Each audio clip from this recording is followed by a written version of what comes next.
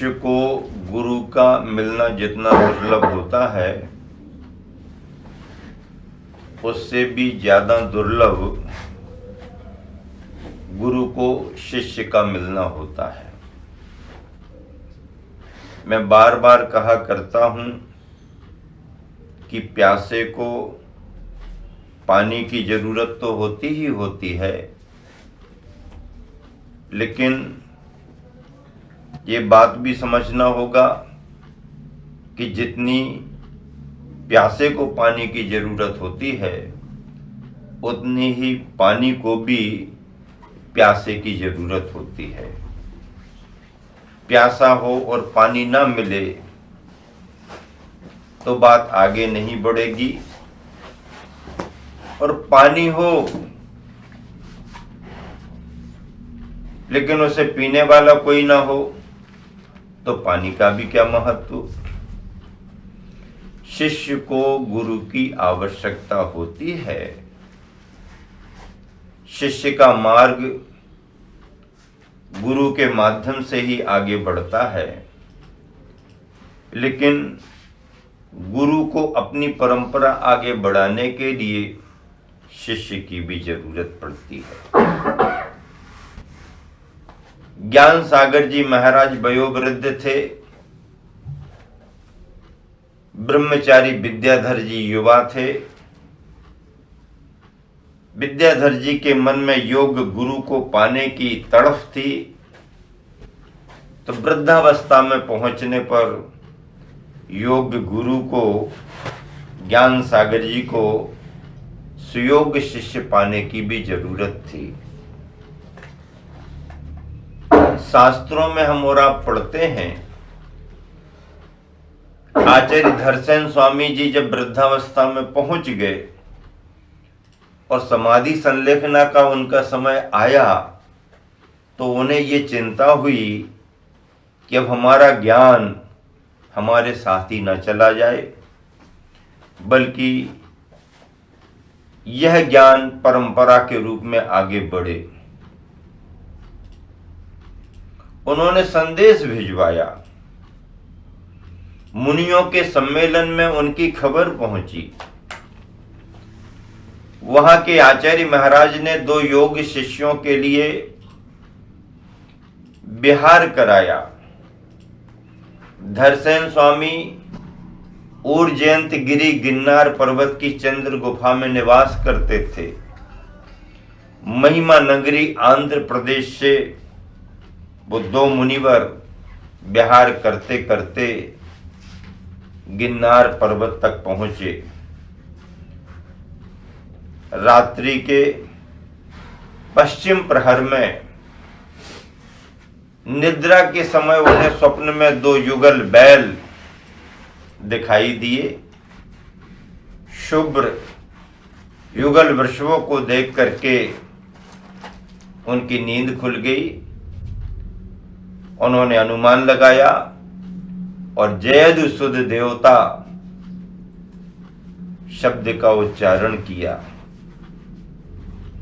योग्य शिष्यों को पाकर के उन्होंने अपना ज्ञान दिया, और वह ज्ञान की परंपरा सठखंडागम सूत्रों के रूप में आगे बढ़ी। कहने का मतलब यह है कि धर्म और ज्ञान की परंपरा को आगे बढ़ाने के लिए गुरु और शिष्य दोनों का सद्भाव जरूरी है। भगवान महावीर स्वामी को केवल ज्ञान हो गया, समो शरण की रचना हो गई, लेकिन उनका ज्ञान लाभ जब तक गणधर उपस्थित नहीं हुए तब तक किसी को नहीं हुआ। इंद्रभूति गौतम दीक्षित होते हैं। ये संदर्भ मुझे बार बार इसलिए याद आ रहे हैं कि विहार करते करते हम सभी गुणाबाजी पहुंचे। जिला नवादा है। नवादा शहर के किनारे पर ही गुणाबा क्षेत्र शहर से जुड़ा हुआ है।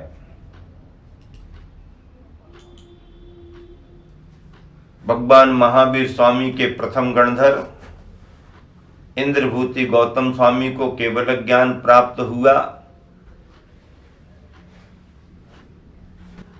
और उनका निर्वाण इस गुणाबा जी से हुआ।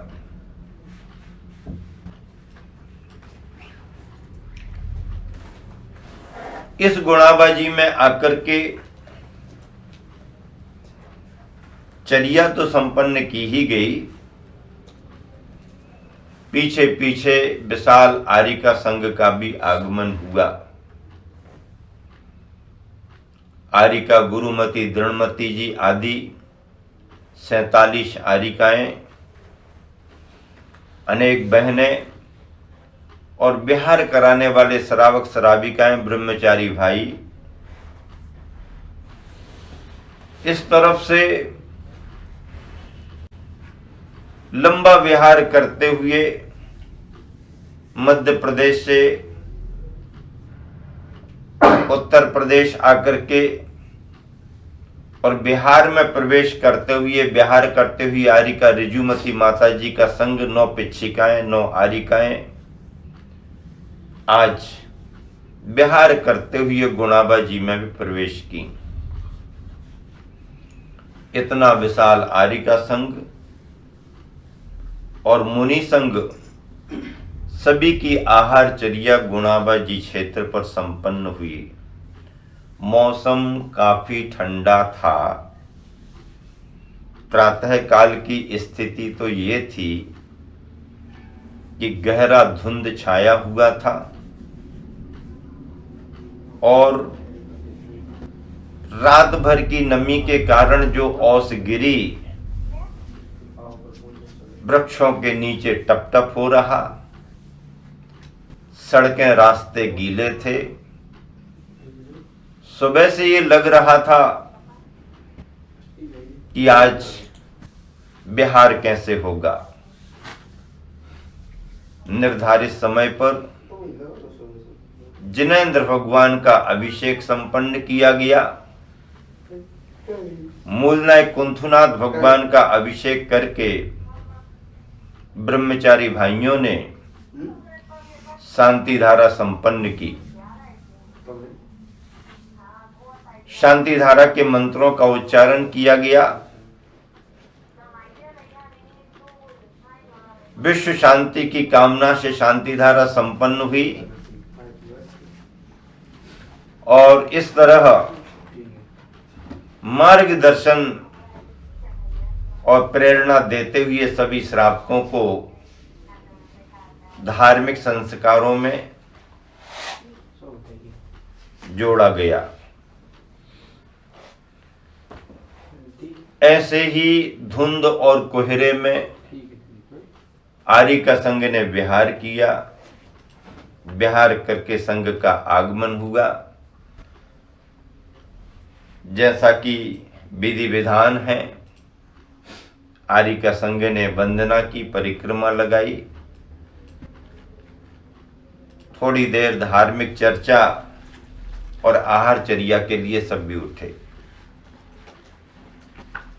सामयिक के पश्चात मन में ये भाव आ रहा था कि बिहार कैसे होगा, मौसम ठंडा है, लेकिन इसे ही गुरुदेव की कृपा कहते हैं। मौसम थमा और सामयिक के बाद संघ का जब बिहार हुआ तो सूरज भी छिप छिप करके देख रहा था। संघ आगे बढ़ गया। 13 किलोमीटर पर आकर के रात्रि विश्राम यहां पर किया जा रहा है। इंद्रभूति गौतम गणधर की निर्वाण स्थली वंदना करने में संघ को अपार आनंद का अनुभव हुआ और मन में ये चिंतन विचार आया कि महावीर भगवान की निर्वाण स्थली पर जाने के पहले उनके गणधर भगवान की निर्वाण स्थली की वंदना बहुत अच्छी रही। क्योंकि तीर्थंकरों के निकट जाने के पहले गणधरों से परिचय हो जाना बहुत जरूरी है। इंद्र ने योजना बनाई। इंद्र स्वयं वृद्ध ब्राह्मण बना और जिस समय गुरुकुल में गुरु के रूप में इंद्रभूति शिष्यों को पढ़ा रहे थे, ये वृद्ध ब्राह्मण गुरुकुल में पहुंच गया। गुरु शिष्य के वार्तालाप को सुन रहा था। इंद्रभूति ने जिज्ञासा भरी दृष्टि से देखा तो वृद्ध ब्राह्मण ने भी निवेदन किया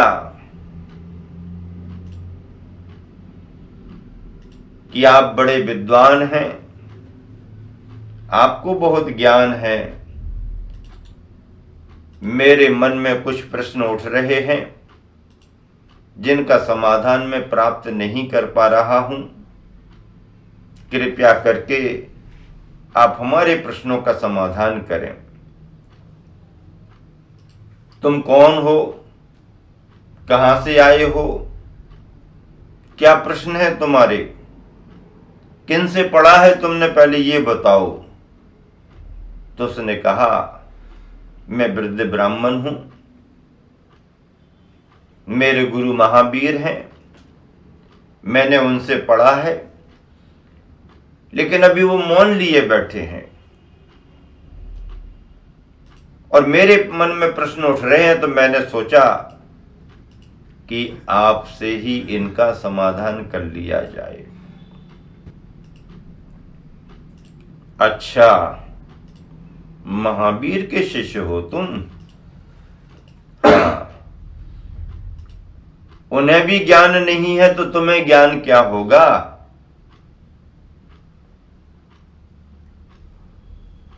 तुम हमारे पास समाधान प्राप्त करने आए हो? ठीक है, ठीक है, कहो कहो, बताओ बताओ। वृद्ध ब्राह्मण ने अपने जो प्रश्न रखे उसे आचार्यों ने लिपिबद्ध किया और श्लोक बना दिया गया। त्रैकाल्यम द्रव्य षटकम नवपद सहितम जीव षटकाय लेश्याः पंचान्य चास्ति काया वृत समिति गति ज्ञान चारित्र भेदाः इत्येतन मोक्ष मूलम त्रिभुवन महितै प्रोक्त मरहद्भिरीशै प्रत्येति श्रद्धदाति स्मृति च मतिमान यह सबई शुद्ध दृष्टि। सारे प्रश्न इसी में कर दिए। त्रिकाल क्या है, छह द्रव्य क्या है, नौ पदार्थ क्या है, पंचास्तिकाय क्या है, जीव षटकाय लेश्या आदि आदि क्या है, ये सारे प्रश्न एक साथ रख दिए। इंद्रभूति को वेद वेदांग का ज्ञान तो था, लेकिन उसे इस तरह की जानकारियां नहीं थीं। सुन करके इंद्रभूति असमंजस में पड़ गया और उसके सामने बड़ी दुविधा खड़ी हो गई।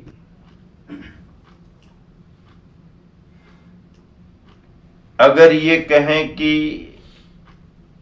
इस सब की जानकारी नहीं है तो लघुता प्रकट होगी, और अगर उत्तर दिया जाए तो सही सही जानकारी नहीं है। इस असमंजस में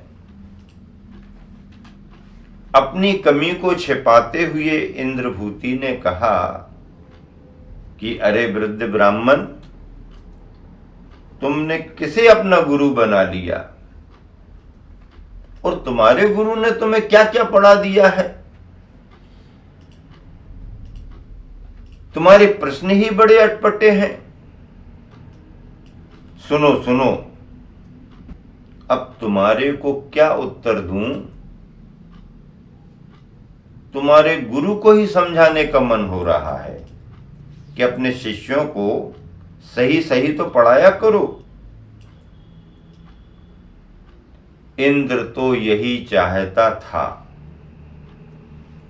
उसने कहा,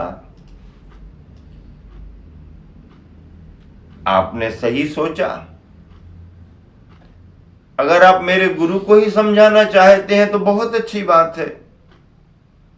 चलो, मैं आपको ले चलता हूं। और इंद्रभूति चलने को तैयार हो गए।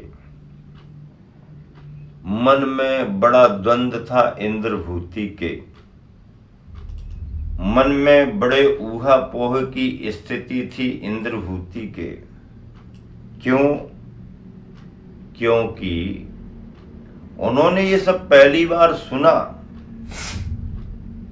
उत्तर उनके पास नहीं था, वो निरुत्तर थे।